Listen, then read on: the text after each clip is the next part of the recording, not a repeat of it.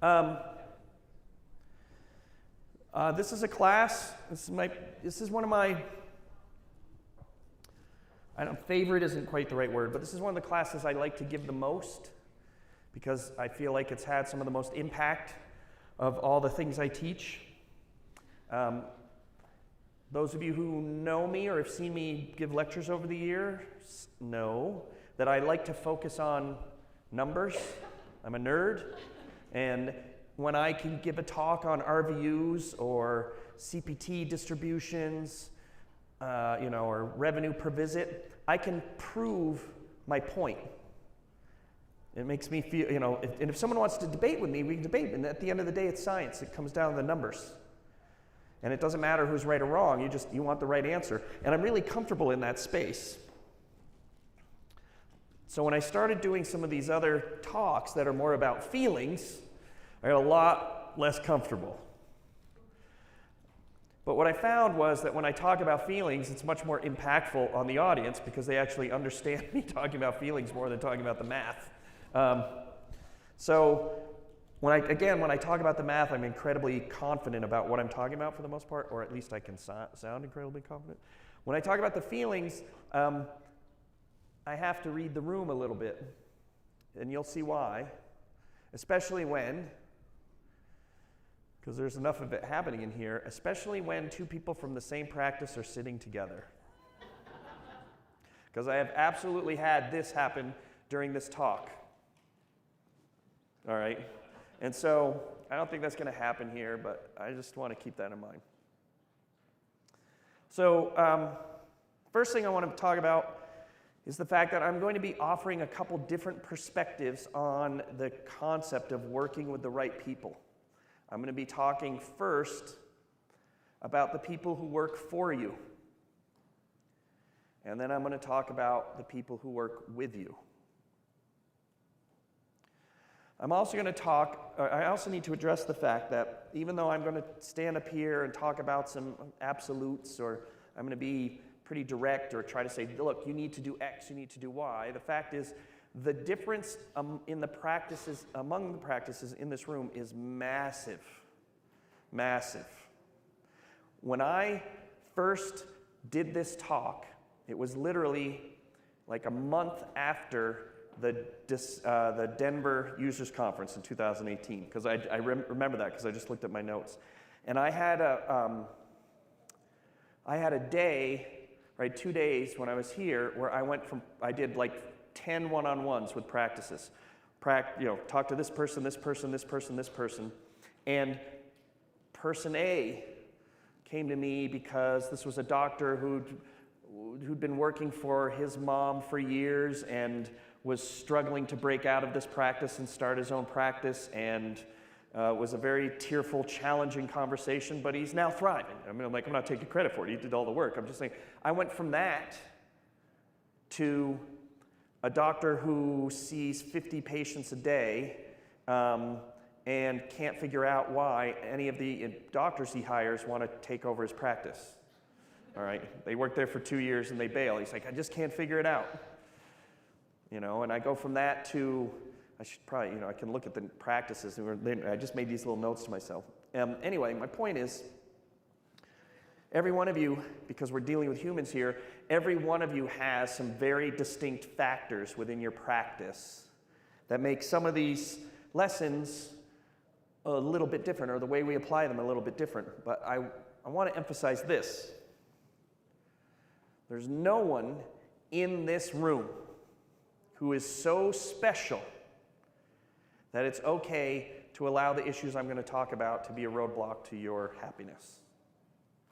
And one of the things I have to do, to all of the doctors in this room, how many times have you been in an exam room and a parent is giving you excuse after excuse about why they can't change the behavior of their family? And you're like, if you could just show up for your well visits, let's start there, okay? Well, the same thing, I'm saying that to you right now. And all these excuses, well, I don't have my kid, my husband had the kids this time, and I'm telling you right now that the gap between you and your happiness is entirely your own behavior. Let's start here. One of the things that I find myself saying in a lot of my consulting gigs is that the right people solve all of your problems. And one wrong employee creates all of your problems. And this is where everyone in the room starts nodding yes. And I'm like, yeah, I know I'm telling you something you know, but you right now think about that wrong employee you had or that wrong employee you still have. They cause so much grief. And this was originally a picture of was the right tool for the right job. I'm going to tell you a true story that exemplified this to me forever. All right? When I was a kid growing up, I belonged to a little tennis and swim club. It was a little co-op. You know, they had a couple courts and a pool. And when I got older and we had kids, I find myself back there with our kids. And they're like, oh, you grew up here. We're going to put you on the board. Fine. And one year I was on the board and we had to hire a manager, just someone who goes around and like make sure the courts are swept and they mow a little bit and they hire this lifeguards. It's a job designed for like teachers and stuff who have the summer off. It's easy stuff. We hired this one guy who was such a wacko, but it took us a little while to realize it. We had a storm and a tree fell across the driveway. Not a big one, but it was just this tree and the cars couldn't get in and out. So I said to him, go grab a tool, chop the tree, and just drag it out of the way. We'll call someone to take care of it later, but drag the tree out of the way so the cars can get in and out of the driveway.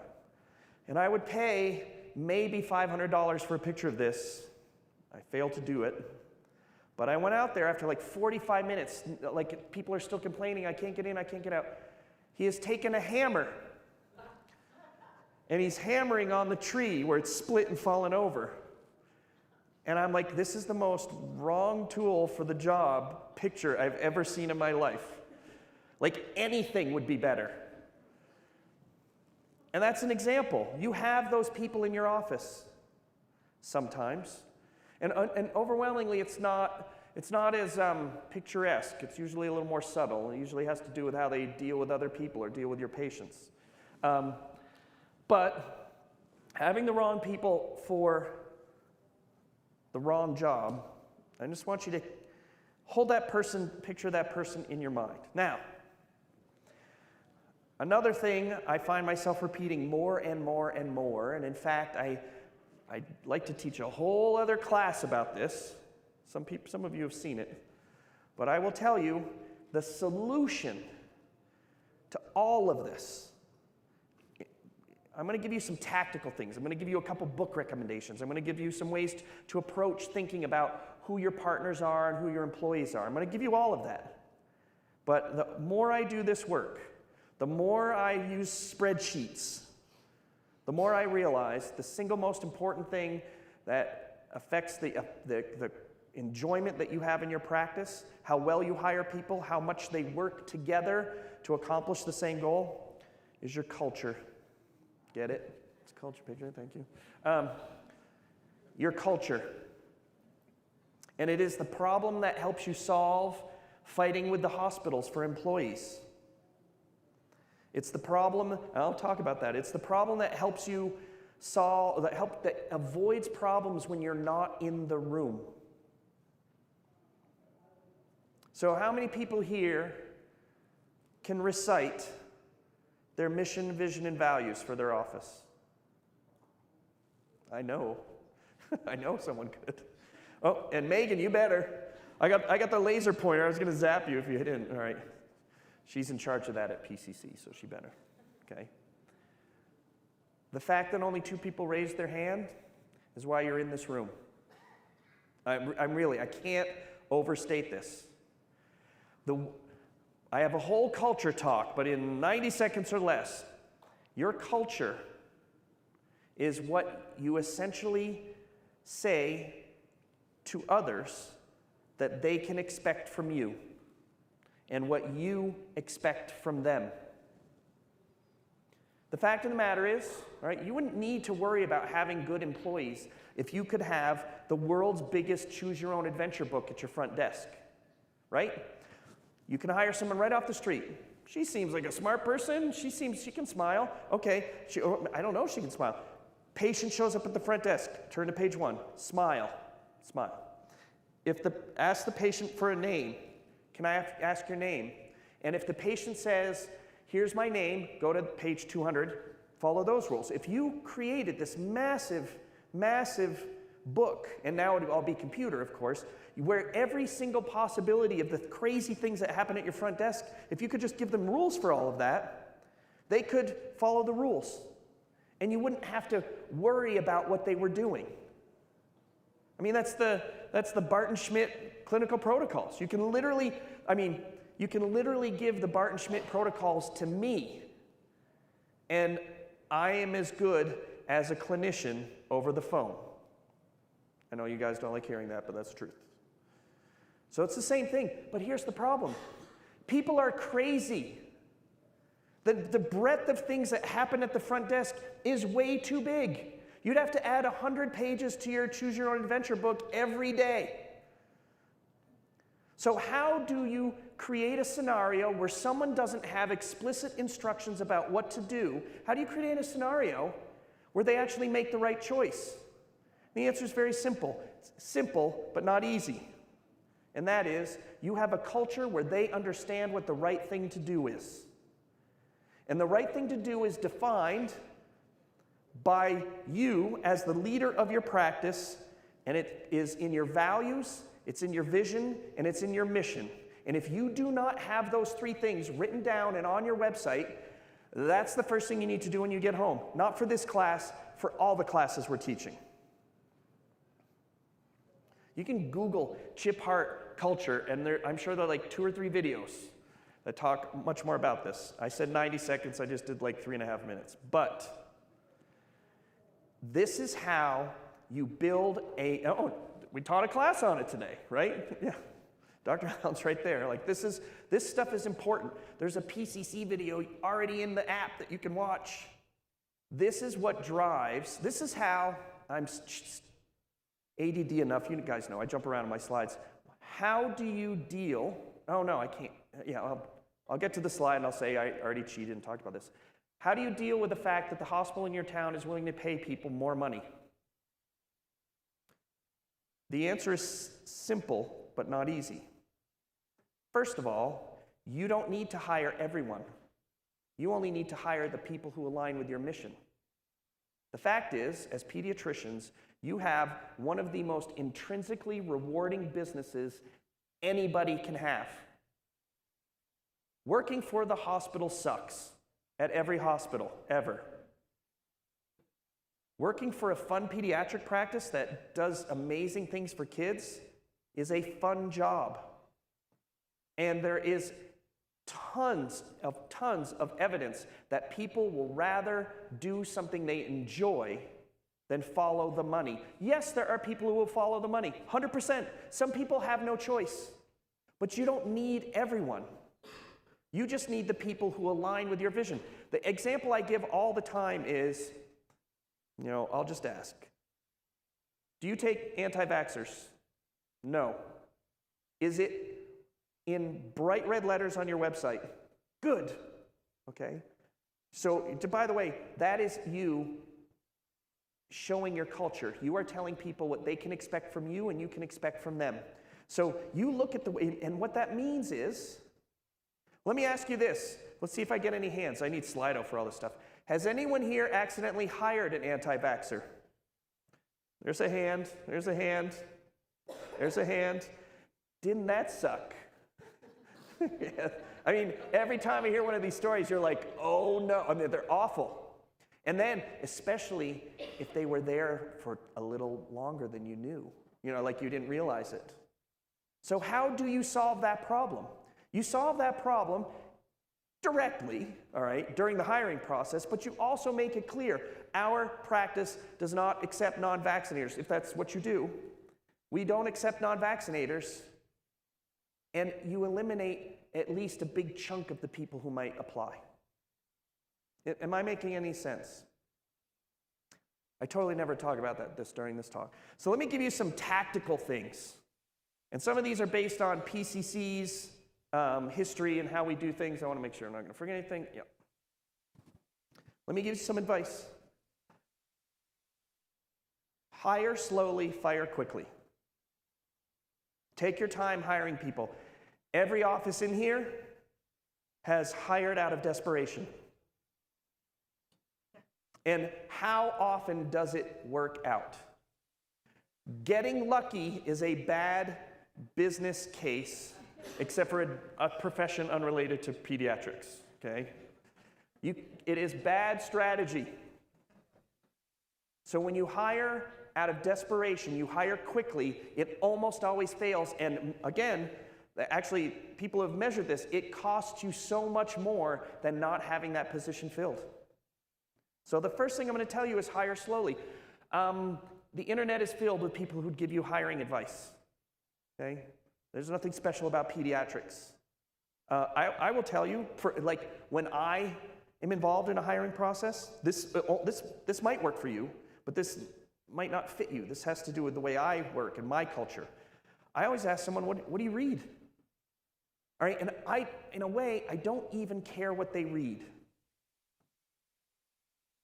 I'm trying to, almost made a really bad public joke. Yes, if they read something, let's just say they read something that's not politically aligned with what makes me comfortable. First of all, it's a good way to find out, all right? Let's just put that aside. But it's also, depending on how we're able to talk about it, I now know is this is someone I can actually respect and engage with. If someone says to me, I only read magazines, I don't care. Tell me which magazines. The fact that you're reading is more important to me than what you read. When, as has happened, I was in an interview once and said, I hate reading. The odds of me understanding that person long term are very, very low. So I already know. I've made a cultural decision. Possible that was a good hire that we skipped, but unlikely. What else will I tell you? I am a fan of what I will call the horoscopes, the Myers-Briggs tests, the Clifton Strengths Finder, Enneagrams, okay? I think they are a little bit like horoscopes in a way that, you can blend this stuff around. I've taken all of these tests, and sometimes I read it, and I'm like, that's not me. And other times I'm like, oh, they nailed it, just like a horoscope. The most important part, though, is it creates a discussion. It allows you to say, hey, I noticed that you're an INTP, and do you feel like you are an introvert or an extrovert? Do you feel like these things are true?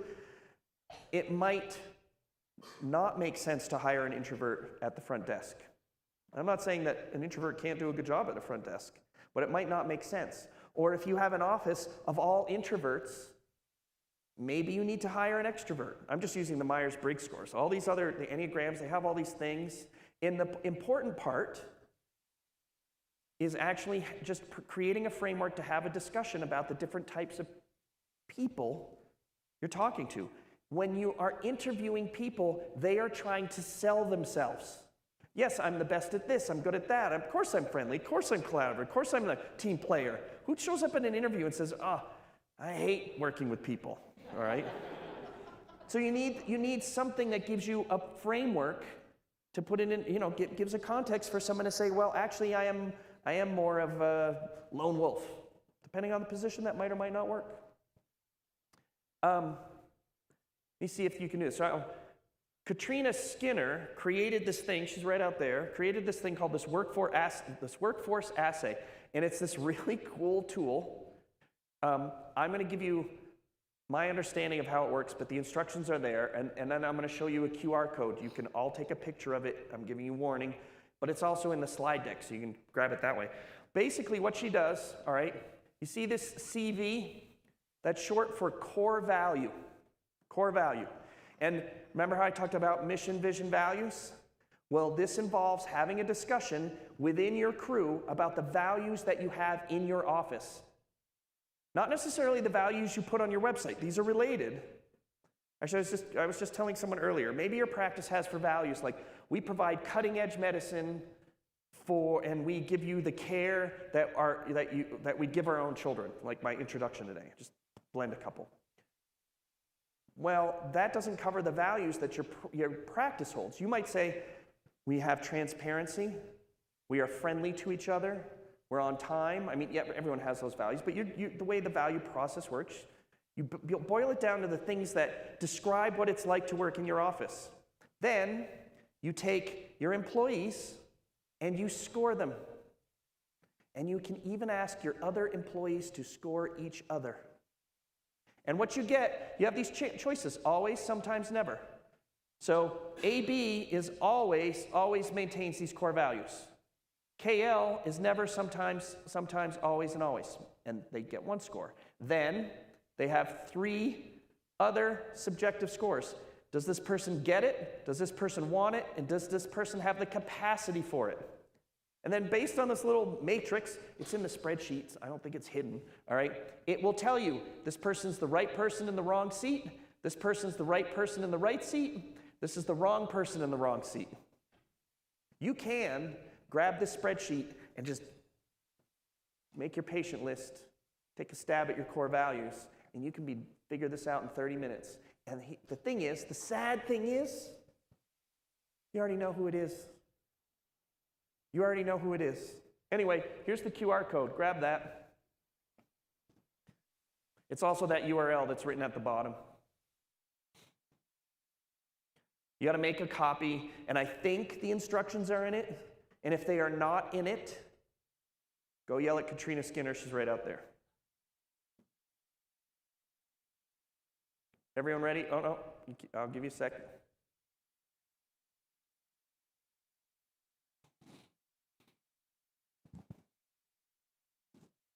Okay.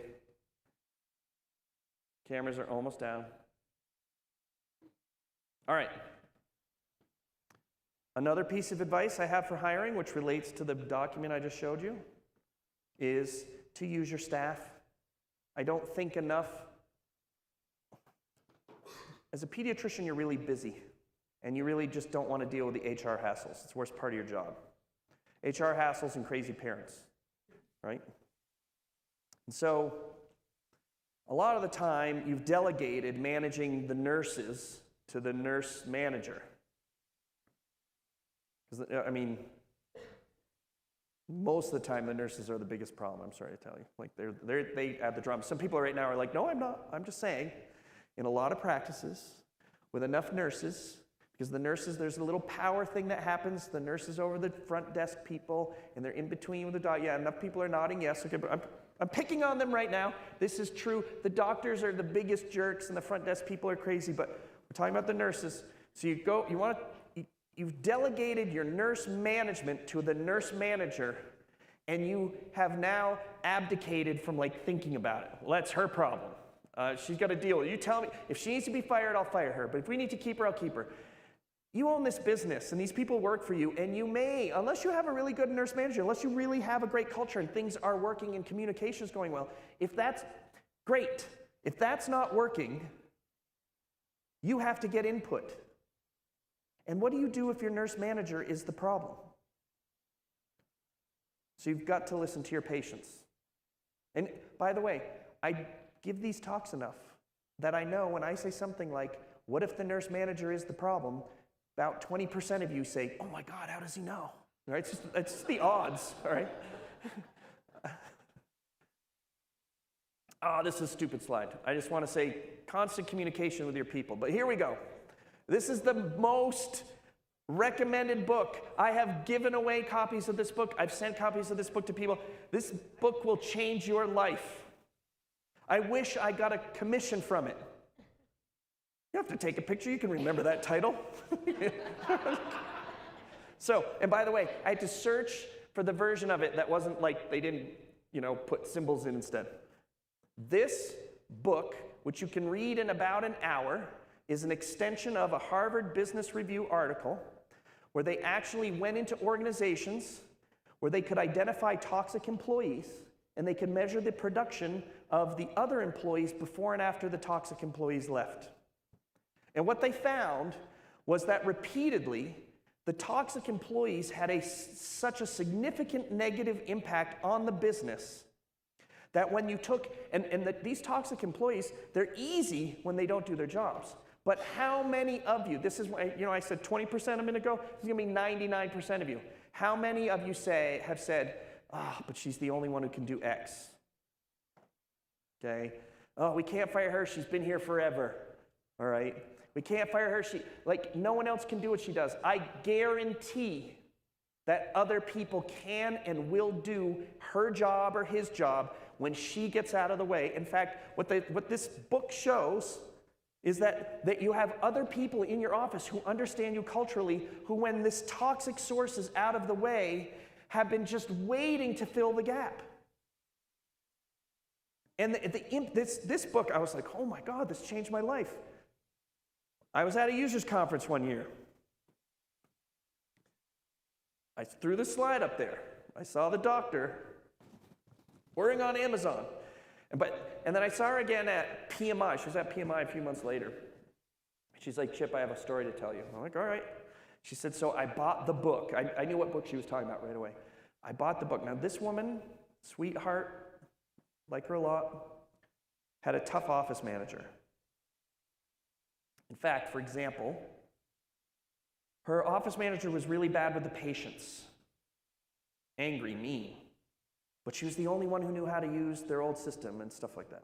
She said, in fact, she told her office manager, I forbid you to talk to patients anymore. That's how bad it was. Why is she still employed? Didn't know. But she hadn't read this book yet. And so one day, she went into the back office, and the office manager was in there, half yelling at a patient on the phone. So the doctor picked up a pair of scissors and cut the line.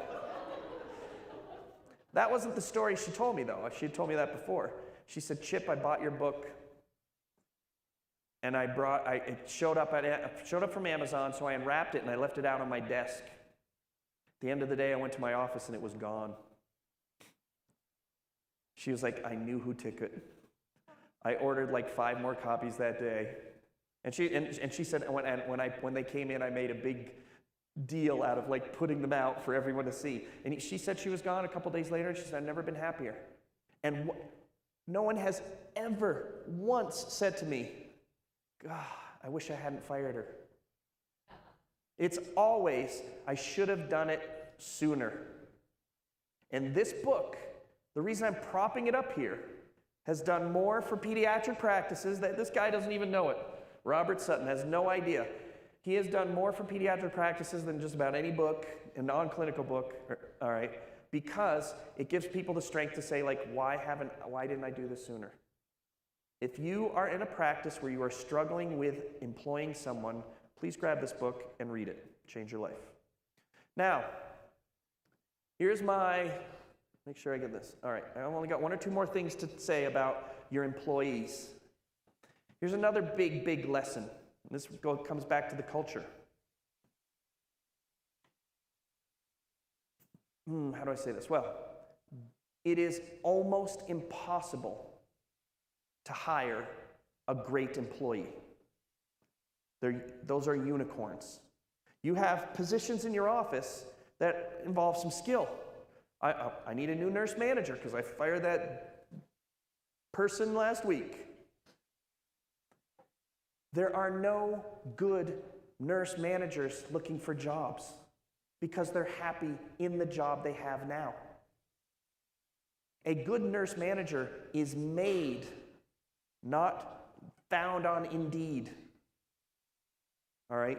You have to have a culture and a strength to bring someone in who isn't perfectly aligned with, who can't read your mind yet, who doesn't know exactly what you want because that person doesn't exist.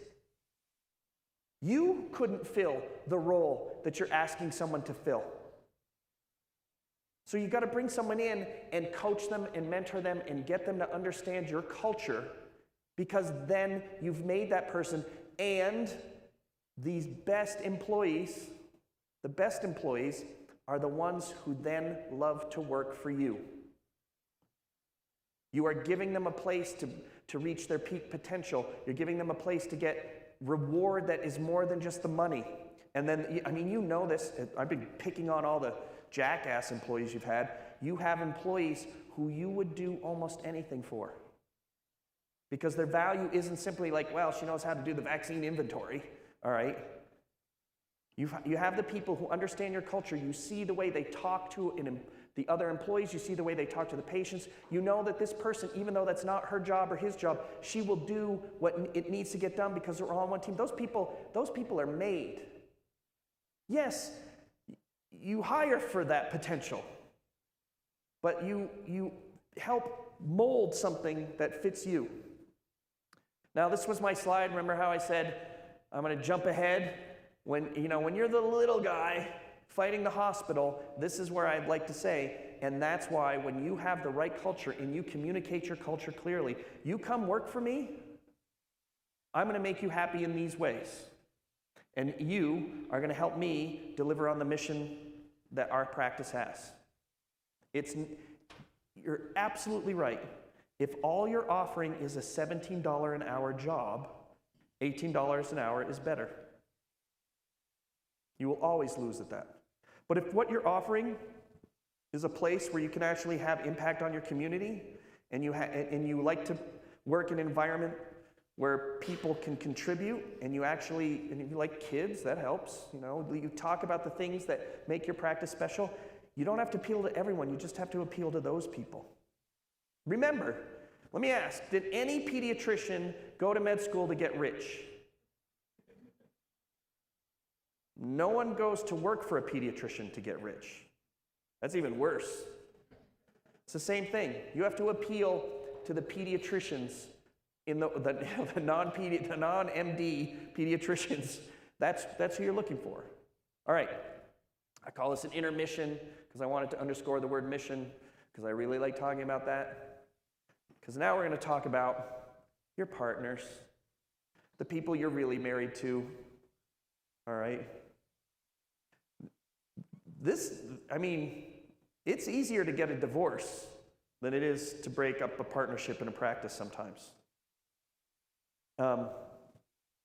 Which, by the way, means that you have a bad partnership agreement. You should have a good partnership agreement that makes getting a divorce easy. But this is what I want to talk about here. All right? I want to talk a little bit about your partner, because the partners you work with. You have one career. You'll have one life, as far as any of us know. Can you imagine being reincarnated as a pediatrician again? You have one life. You have one career. And I'm going to say to you, if you ever, and by ever, that means it's happening every day or it's not, if you drive to work and you're a little sad, or it makes you a little anxious that one of your partners is in the office today with you, that's never going to get fixed unless you do something about it. That doesn't go away. And I can't tell you what level of anxiety and disappointment in your career is okay. And don't get me wrong, we all, there's no such thing as a perfect job. You all have rough patches you go through. There's a reason I'm using this slide. There's no perfect marriage. Everything evolves.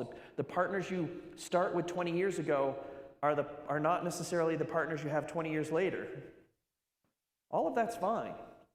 But if you are anxious on your way to work, or you say, shit, it's a partner meeting tonight, I don't want to talk to so-and-so or any of them, you're the only one who can fix that. Your partners will not fix that for you. And you have to just get up tomorrow, look in the mirror and say, can I handle this? If you can, great. I got 3 years left, then I can buy my boat. That's, people, we all make worse decisions than that. But if you say to yourself, I am always sad, maybe you're working with the wrong people. Okay? So, the question I always ask is, could you go on vacation with one of your partners? Each of them? Okay, hey, if you have 30 partners, that's impossible. Someone has 30 partners up here, and I'm like, no, that's impossible. But ask yourself, how does it make me feel If Chip said, hey, we're going on a road trip, or you're going on a road trip, you and you, 6 hours. And there's some people in your life, you're like, 6 hours for me, I can go 6 hours. It'll be fun. We have a ton to talk about. We'll figure out. I know we don't even like the same music. We'll figure it out. We'll stop somewhere and have a good time. Whatever. There are people you align with, and if the idea of being in a car for 6 hours with your partner makes you scared or miserable, it's not guaranteed to be a problem, but there's a good sign that there's a problem. Because you own a business together. You ought to have plenty to talk about that isn't sad. All right? So let's say you do have something to talk about that's sad. When is the best time to talk about it? Is it before everything's on fire, or is it when everything's on fire? I mean, this is an audience who understands preventive care, in theory, yet you never practice it with your partners. So I'm going to tell you right now, if you're one of the practices in here and you're like, no, we feel pretty good right now, now is the time to go to therapy. It's easy. If you can put into place the elements of language that you need to have some of these discussions before the dumpster is on fire, you're so much better off. In fact, if you're at practice right now, most of you are in this boat. We're pretty good, but we have problems. We're pretty good, but we're not perfect. That's every marriage in this room. That's every business partnership in the room, except for the solos, all right? Even then, all right? We're pretty good, but we're not perfect. Start your discussions and therapy now about the things that are pretty good. Let's say deep down, hey, the biggest problem we have in our office, I'm making this up, so it might go poorly. Our compensation model is totally messed up. All right, it's broken. But this new office we opened, that went really well. Or the way that we took on a project, a QI project, or whatever. Say, hey, I'd like to start meeting about the second office. I just want to make sure we're good. You know there's not a problem. You know it's not going to start a fight. Start there. Start putting the language together or build some trust with each other so you can get back and talk about that compensation model before, so it's not the first time you talk about the compensation model shouldn't be when someone threatens to quit. Does that make sense? Everyone's like, yes, I know, but I don't want to do it. That's what it is. All right. Anyone here familiar with John Gottman and the 4 horses of relationships? All right? You see where I'm going with this? If you're familiar with this guy, this concept, this is I don't know, what do you call him? Sociologist, psychologist? Yeah, he was a marriage, he focused on marriage counseling stuff. But I think he was a psychiatrist. I don't remember what he was. Psychologist. And his claim, oh look, I got a cape, I didn't know, and a belt. He, back in the 70s, in the 80s, could sit down with a couple for about 10 minutes or watch a video of them speaking to each other. You give them a topic to talk about for a minute. And after about 5 minutes of watching, he could tell you with something like 93% accuracy who would be divorced by the end of the year. All right, and that's because he pointed out to 4, what he called the 4 horsemen of a relationship. These are the 4 elements of a relationship relating to marriage that are the things that will break a marriage. Now, I'm going to stand up here and say there is one that as pediatricians you have to pay the most attention to. They're all important, but there's one that in my experience, you can't fix. And when I get to that last one, and if I mention it, and if it hits you hard, I'm going to tell you, you are in a practice you shouldn't be in. No one else tells you this stuff. I'm telling you that right now. So here are the 4 horsemen of relationships. You ready? Number 1, criticism. If you have a partner who is critical of everyone but himself or herself, that's a bad sign. No surprise. All right? Number 2, defensiveness. If you have a partner who's never wrong, always right, someone else is always to blame, always has an excuse, always points you in a different direction, you've got a problem. You know that. This isn't rocket science. Number 3, stonewalling. I hear you. I'll get to that. Yeah, I understand that's important to you. We'll work on it when we can work on it. And 6 months passes and 6 months passes. I promise I won't do that anymore. I promise I won't do that anymore. Yes, I'll learn how to code a 25 modifier. Yes, I'll stop telling these kids that they don't need HPV. Whatever it is, stonewalling is the 3rd. Now, those are all bad signs. But here's the one, because this is why I think this is the difference. Because your job involves clinical care of children, that when this seeps in, I don't know how to erase it. And that word is contempt.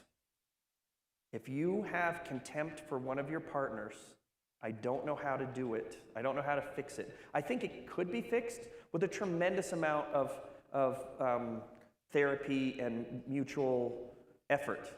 But unlike a marriage, most business partnerships won't put up the fight. You know, you get married, you're deeply committed to someone, and you still have contempt. Some people can work through that. But in a business, at some point, someone says, oh, screw it. You can buy it, I'll sell it, I leave, whatever. Contempt is the thing that breaks a practice. Or contempt is the thing that causes someone to leave the practice. And contempt is the thing, more than anything else, that makes you sad. So I don't need anyone to wink at me 3 times if you're that person today.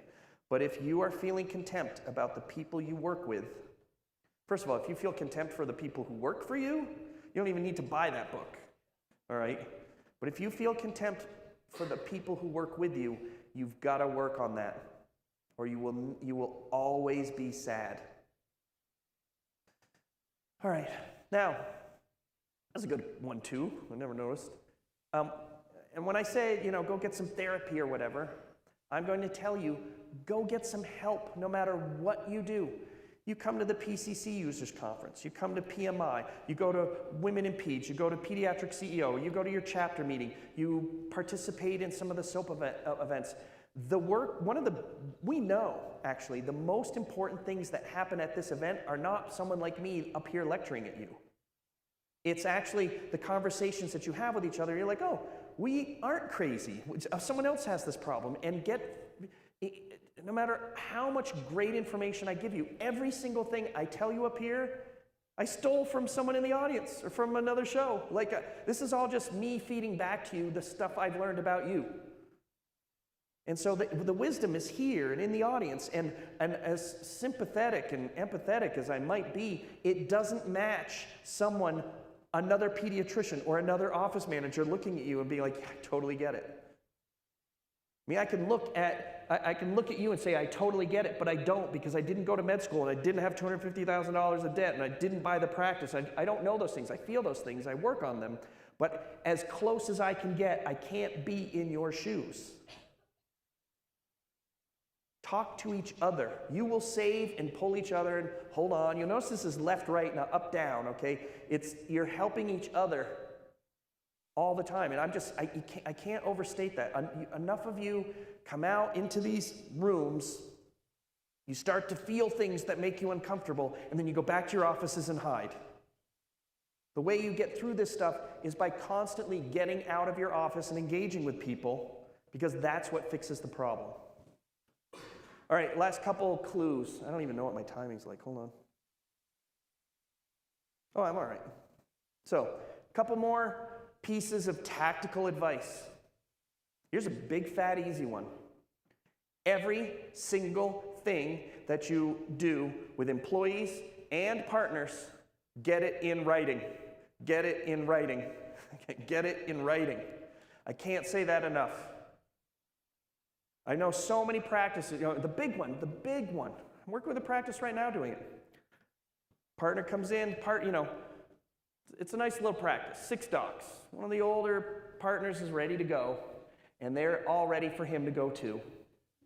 Especially because any of the plans they want to make, they want to remodel the office. He says, no, why do I want to remodel the office? I don't want to spend my partner money on remodeling the office. I'm not going to get to use it.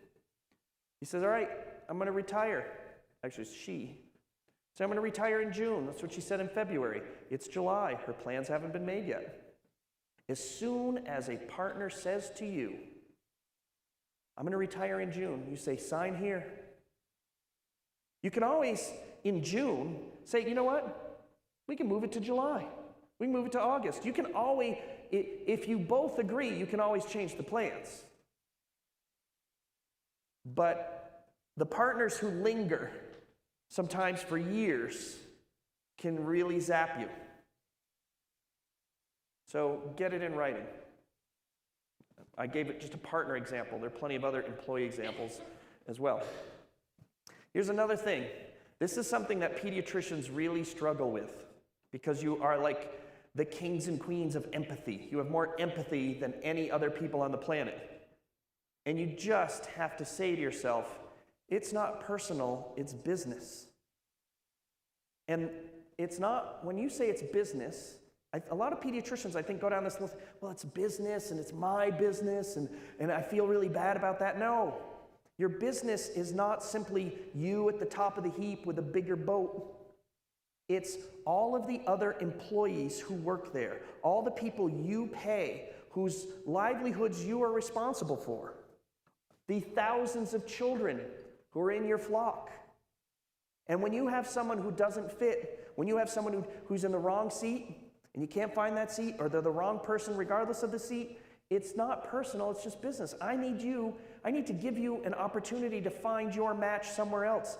And I promise you, if you have a wrong person for your practice, they aren't happy either. One of the reasons they get toxic is because they aren't happy and are just sort of taking it out in that venue. Get them out of your office and say, hey, I'm going to give you a chance to find happiness somewhere else because you're not finding it here. It's just like Marlon Brando said, it's not personal, it's just business. And the less personal you make it, the easier it is. All right. Oh, this is because when you do like AAP stuff, they tell you to do stuff. All right, changes you may wish to make in practice. Create or review your practice's values, vision, and mission. Please, please, please do that. Address that long overdue HR issue, which was me saying, go fire someone. And update your employee and client-facing materials to reflect your stated culture. Those are 3 things you can go home and do. Now, you ready? Here are my books. I recommend these things. I went through, everything. There are 2 I added to this that I didn't talk to you about. Paul Vancieri has this thing called the responsibility matrix. There's a link to it there. You can ask him about it, but that helps it helps with some elements of job descriptions and so forth. But then people, Dare to Build an Intentional Culture. It's a book I read recently that I really, really appreciate. It's from the people who do Traction, if you're familiar with it, Traction, EOS. I read the book, and I was like, they're going to sue me because they're going to think I'm stealing their course, all right? It's a really, really great book and outline and recipe book for how to start building a culture in your practice to make everyone happier and more successful. So here's my last slide, I think. Yeah. This is what you need to do when you get home. Stop being a chicken. If someone is making you sad, everyone will be happier when you break up. All right, question, please. Oh, I forgot to say at the beginning, if you have a question, please come to one of the mics, all right? And I'll do them in the order of the people who get to the mic first. So no, you got to race. All right. Yeah, please. Is it on? Yep. Okay, one fear we have of firing is being sued. Like, we have these important employees, there's been some fear of litigation and we haven't put our ducks in a row to fire properly. Like, we might know who we should fire, but we're trying to figure out how to fire and not have it bite us in the butt. All right. I have a lot to say about this, and you actually know what I'm going to say. First of all, stop being so chicken. All right?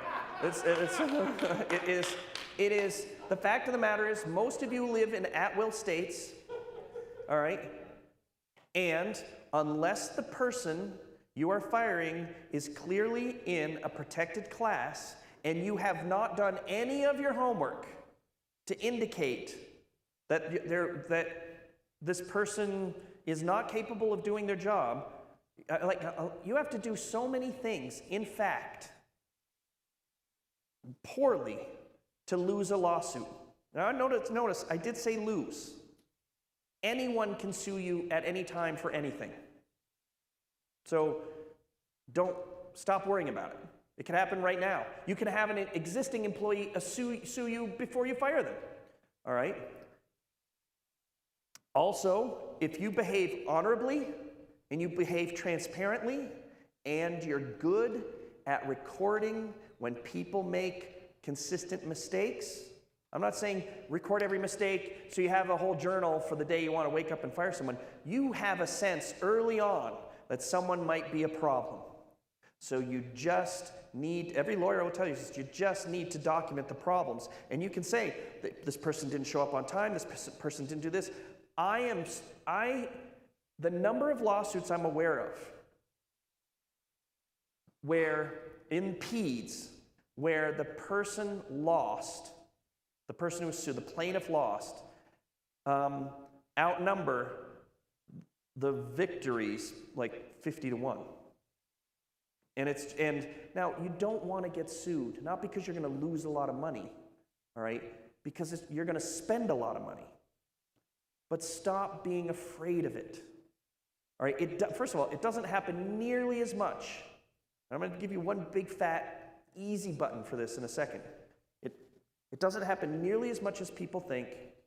And almost every time when you bump into a situation where it happened, that person was crazy, you weren't going to be able to deal with it anyway, or you actually made a mistake. You actually had a real problem in your office that you didn't address. The easy way to resolve this, though, first of all, this is why we have lawyers. You think there's going to be a problem?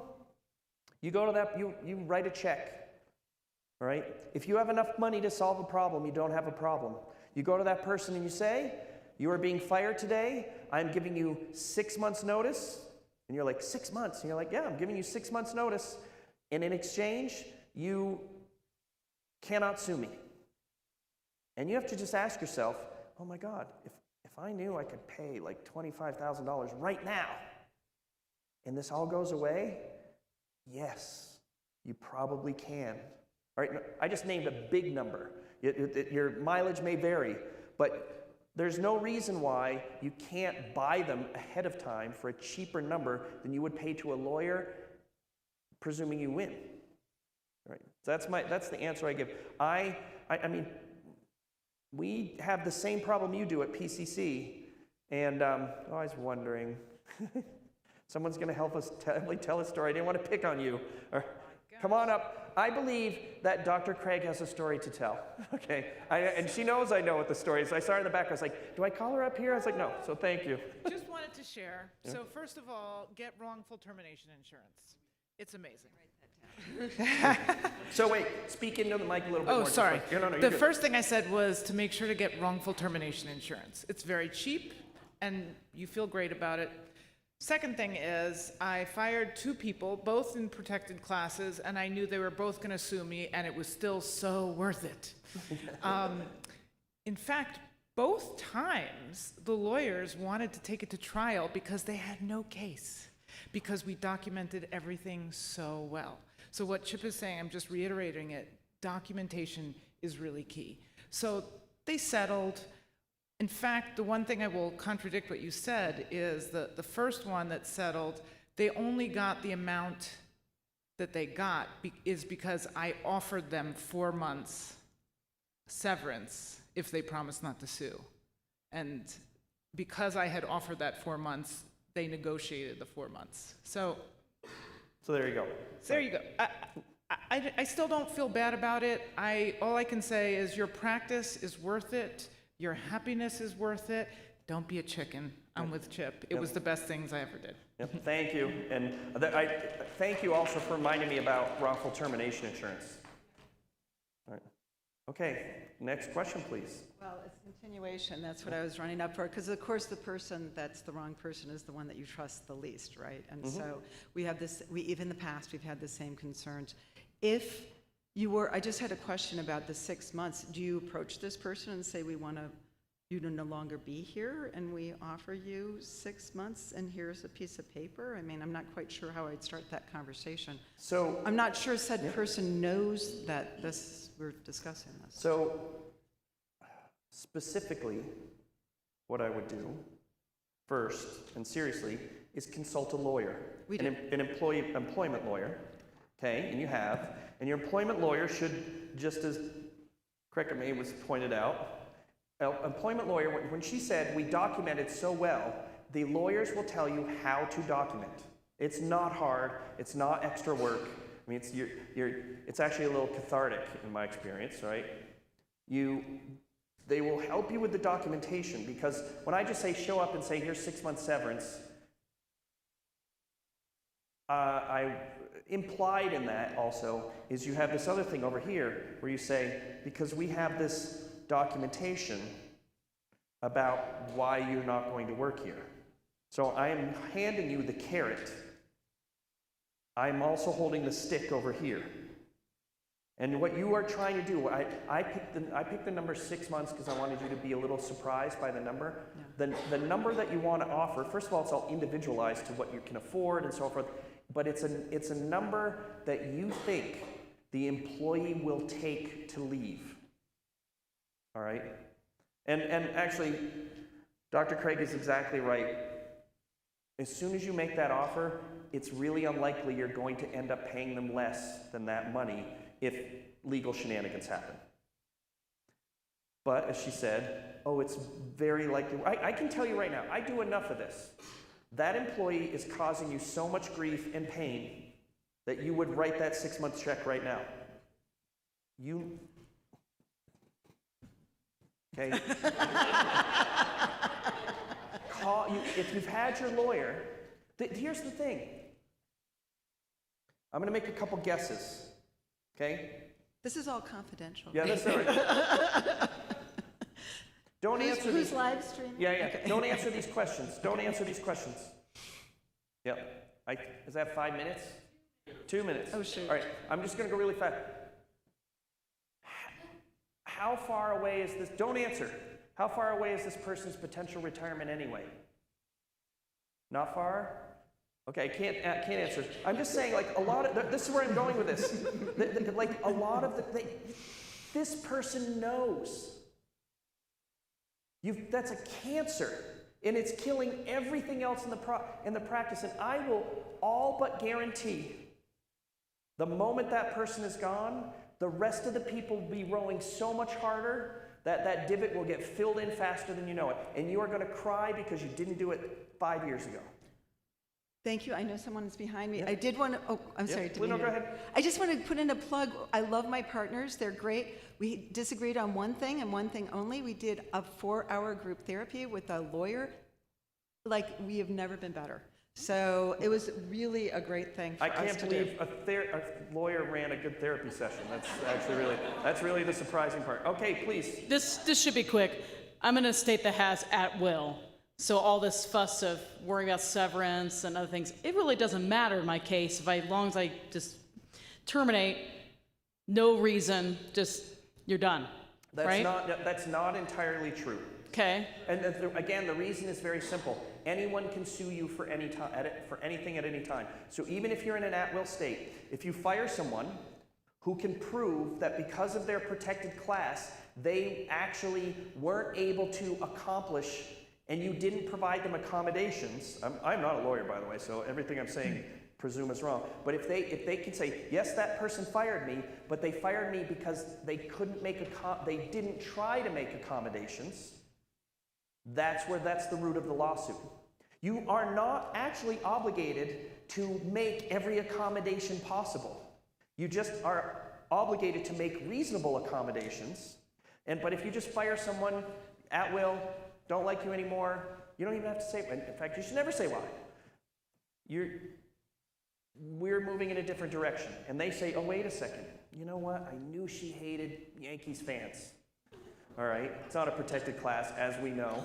But she hated Yankees fans, and I can prove, yes, I'm getting the X, but I can prove that the Yankees fans were, they wouldn't let me watch, they made me work on the days of a game.